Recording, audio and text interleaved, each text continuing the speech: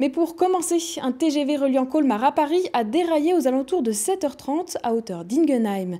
L'accident a fait 22 blessés, dont un grave, le conducteur. Il serait dû à un affaissement de talus alors que le train roulait à 270 km/h.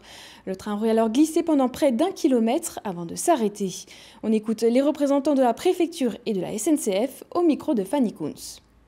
Il y a eu un glissement de terrain qui est quasiment arrivé, j'allais presque dire en direct, au moment où le train arrivait.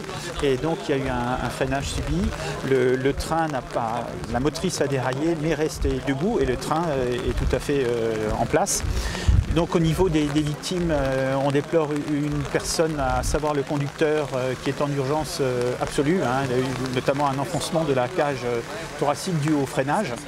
Et sinon, on déplore une vingtaine de blessés, mais blessés légers, fort heureusement. Il y a une cellule d'urgence médico-psychologique qui a été mise en place dans le village d'Ingenheim, dans la salle polyvalente, où donc les personnes seront reçues.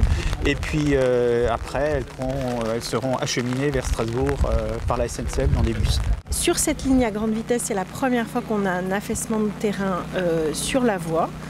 Les causes de l'affaissement de terrain seront déterminées à l'issue de l'enquête qui sera menée. En tout cas, le TGV est resté debout, en ligne, à 300 km/h et je voulais saluer la mobilisation de tous les agents SNCF pour la prise en charge des clients et la rapidité de leur intervention. Une centaine de pompiers, 80 gendarmes et une dizaine de personnels du SAMU ont été déployés. À bord du TGV, ils étaient 320 passagers lors de l'accident. On écoute le témoignage de l'un d'entre eux. Le TGV il est parti comme d'habitude et au moment où il a accéléré, que je pense à 300 km/h, d'un coup on a entendu un choc mais énorme. En plus j'étais dans le premier wagon, c'est-à-dire juste après la locomotive, et le TGV a quasiment décollé. Quand j'ai dit, j'ai cru qu'on avait tapé un autre TGV ou autre chose, et il y a eu un raffut, mais un bruit incroyable, et ça ne s'arrêtait plus. C'est-à-dire que le TGV ne s'arrêtait plus. Il tapait de partout, les vitres se fissuraient, se cassaient. Et ce qui était incroyable, c'est que tous les gens du TGV se sont mis dans la position des avions. C'est-à-dire on s'est mis en position sécurité.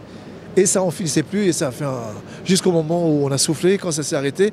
Et je crois qu'il y avait quelques blessés dans ce premier wagon. On a été bloqué dans le TGV jusqu'à 13h. Après on a été confinés et on a chacun pu voir soit médecin, soit soignant, soit psychologue. Mais une très belle organisation et des secours qui ont été très professionnels.